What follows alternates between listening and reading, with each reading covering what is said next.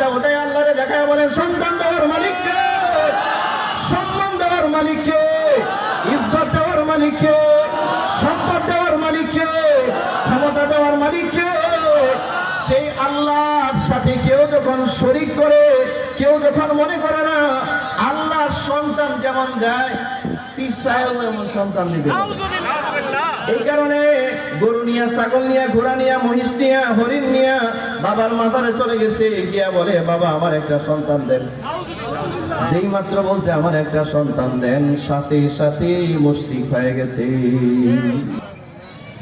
এই কারণে আল্লাহর সাথে বংশীদার স্থাপন হয় এমন কোন গুনাহ করা যায় না।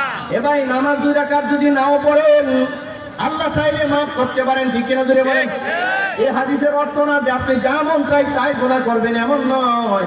এটা শুধু একটা উদাহরণ দেওয়া হয়েছে। এই শিরকের গুনাহর ভয়াবহতা বোঝাবার জন্য আল্লাহ তাআলা আল্লাহর নবী উদাহরণ দিয়েছেন।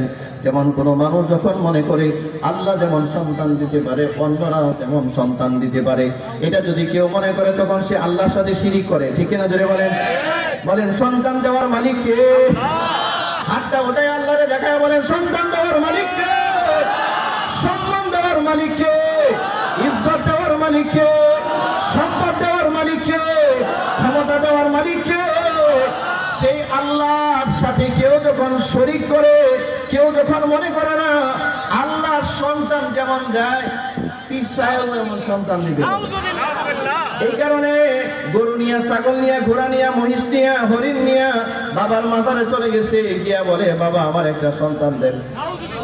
যেই মাত্র বলছে আমার একটা সন্তান দেন, সাথে সাথে মুশরিক হয়ে গেছে।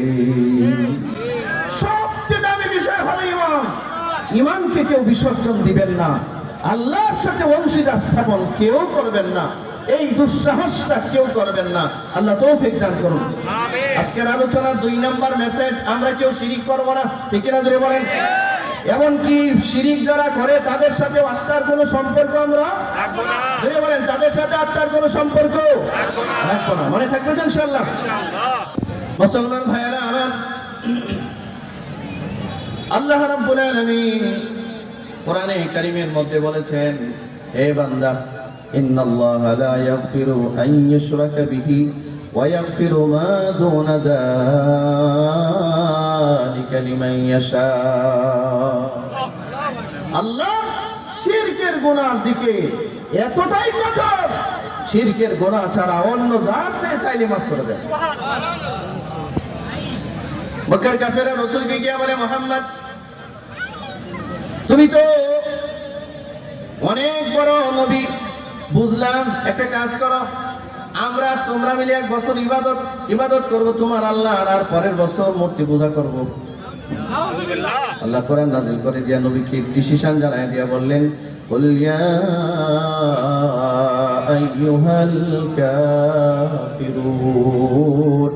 হে নবী, আপনি আপনার কাছে যারা আপনার আত্মীয়তার পরিচয় দিয়ে এসে প্রস্তাব দিয়েছে, বলছে তারা নাকি আপনার চাচা হয়, তারা নাকি আপনার আত্মীয় স্বজন হয়, আপনি এদেরকে লক্ষ্য করে বলেন কুল। এটা আমরের সিগা, নির্দেশ দিলেন, অর্ডার করলেন আল্লাহ, দিয়া বললেন, হে নবী আপনি বলুন, ইয়া আইয়ুহাল কাফিরুন।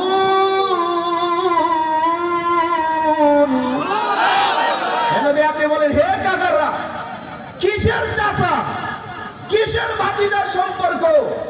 মক্কার কাফেরদের সাথে চাচা ভাতিজার সম্পর্ক নয়, মক্কার কাফেরদের সাথে সম্পর্ক হচ্ছে ঈমান।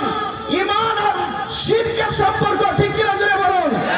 ঈমান আর কুফরের সম্পর্ক, তাওহীদ আর শিরকের সম্পর্ক হচ্ছে মক্কার কাফেরদের সাথে।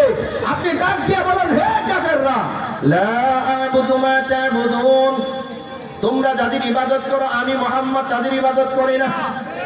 ওয়ালা আনতুম আবিদুনা মা আ'বুদু, আবার আমি যার ইবাদত করি তোমরা তার ইবাদত করো না। আল্লাহু আকবার বলেন। ওয়ালা আনা আবিদুম মা আবাদতুম, ভবিষ্যতেও আমি যার ইবাদত করব তোমরা তার ইবাদত করবে। তোমরা তার ইবাদত করবে, তোমরা যার ইবাদত করো ভবিষ্যতে আমি তাদের ইবাদত করব, এমনকি আমার দলের লোকজনও এই ইবাদত করবে। জোরে বলে না, জোরে বলেন, জোরে বলেন, ইবাদত করবে না। আল্লাহ রাব্বুল আলামিন বলেন আবার, ওয়ালা আনতুম আবিদুনা মা আ'বুদু, আল্লাহ রাব্বুল আলামিন জানায় দিলেন, আবারও রাসূলুল্লাহ সাল্লাল্লাহু আলাইহি ওয়াসাল্লাম তাকিদ দিয়ে বললেন, ওয়ালা আনতুম আবিদুনা মা আ'বুদ, আমি যার ইবাদত করি তোমরা তার ইবাদত করো না। লাকুম দীনুকুম ওয়ালিয়া দীন, তোমাদের দিন তোমাদের কাছে, আমার দিন আমার কাছে। তোমাদের দিন তোমার কাছে মানে হচ্ছে তাফসীরে কুরতুবীর মধ্যে আসছে, তাফসীর ইবনে কাসিরের মধ্যে আল্লামা ইবনে কাসির রাহিমাহুল্লাহ লিখেছেন, তোমাদের দিন তোমাদের অর্থ হলো তোমাদের কুফর আর শিরক তোমাদের কাছে, আর আমাদের দিন আমাদের মানে আমাদের তাওহীদ আর আমাদের রব আমাদের। শিরকের সাথে কোনো কুফরের সম্পর্ক নাই, ঠিক কিনা জোরে বলেন?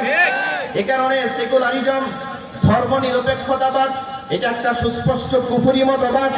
এই সর্বপ্রথম নবীজিকে সেকুলার হওয়ার আহ্বান করেছিল মক্কার কাফেররা। আল্লাহ প্রস্তাব নাকচ করে বলেছেন, মুশরিক তো মুশরিক, মুশরিকের সাথে ঈমানের আবার কিসের সম্পর্ক? কথা ঠিক কিনা জোরে বলেন? কোনো সম্পর্ক নাই। সব দিক দিয়ে ফেল। রাসূলকে গিয়া বলে, আচ্ছা আম্মা, এই যে আসমানের চন্দ্রটা দেখা যায়, এই চাঁদটারে কি দুইটা ভাগ করতে পারবে তুমি? আল্লাহ রাসূল বলেন, আমি যদি চাঁদটা দুইটা ভাগ করি তোমরা কি আমাকে রাসূল হিসেবে মেনে নিবে? বলে, হ্যাঁ মেনে নিব। আল্লাহর নবী শাহাদাত আঙ্গুলটা উঠালেন, শাহাদাত আঙ্গুল উঠে এবার ইশারা করে আওয়াজ দিলেন, আল্লাহর হুকুমে চাঁদ দুইটা ভাগ হয়ে দুদিকে চলে গেছে। এই কথাটাই আল্লাহ তাআলা বলেন, ইকতারাবাতিস সাআতু ওয়ানশাক্কাল কমার, চাঁদ দ্বিখণ্ডিত হয়ে গেছে, কিয়ামত নিকটবর্তী হয়ে গেছে। রাসূল বলেন, আমার হালাত হলো আমি আর কিয়ামতের দুইটা আঙ্গুলের মতো। এই দুইটা আঙ্গুলের দূরত্ব যত দূর, আমার মাঝে আর কিয়ামতের মাঝে দূরত্ব তত দূর। যা এই কথা বলছেন 1450 বছর আগে। কত বছর আগে? এরপরও 1450 বছর চলে গেছে। এখন তো আমরা একদম শেষ ভাগে চলে আসছি। এই জন্য যে আজ হাদিস আপনাদের সামনে পড়েছি, আল্লাহ রাসূল বলেন, ইদাত্তু খিদাল ফাইউদওয়ালান, ও দুনিয়ার মানুষ, কিয়ামত, পূর্ণ কিয়ামত সংঘটিত হওয়ার আগে কিছু আলামত প্রকাশিত হবে।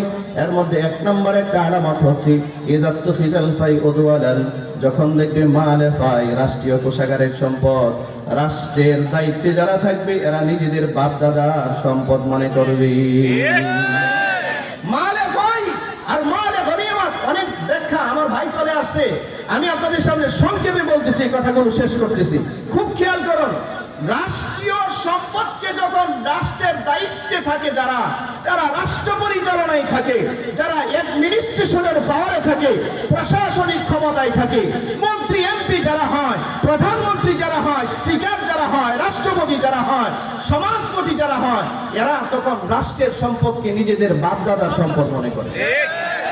এই কারণে এই দেশের লক্ষ লক্ষ কোটি টাকা বিদেশে পাচার করেছে ওরা, ঠিক কিনা জোরে বলেন?